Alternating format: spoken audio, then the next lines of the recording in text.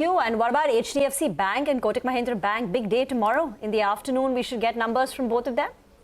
Well, HDFC Bank has given a highlight with reference to the business momentum, which showed that CASA ratio has declined. However, LCR, that is liquidity coverage ratio, has improved for them. Their entire focus seemed on the credit deposit ratio, which they are trying to bring it down. So the key things to watch is that the net interest margin is expected to remain almost flattish on a sequential basis, especially by Kotak Securities, Morgan Stanley, as well as Citi. Remember that in the previous quarter, the net interest margin was at 3.47%. Now, slippages are expected to remain stable.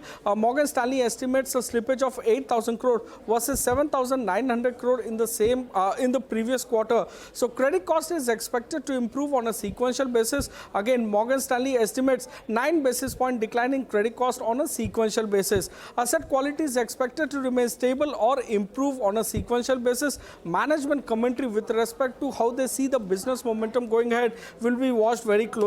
Now, our poll suggests NII growth of 9.9% and PAT growth of 1.9%.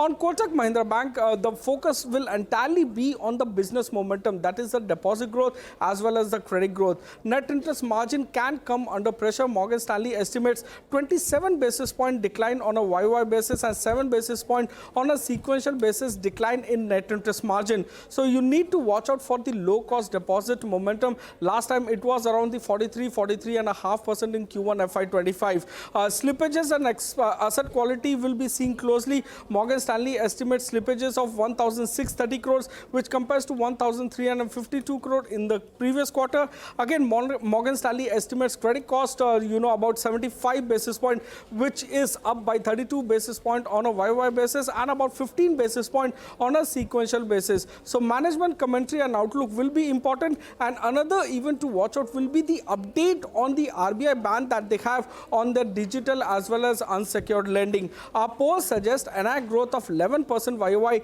and PAT growth of 10% on a YY basis. Back to you. Yes, I remember just last week, I think. Thank you for watching CNBC TV 18. For all our top stories and news updates, follow us on our social media platforms.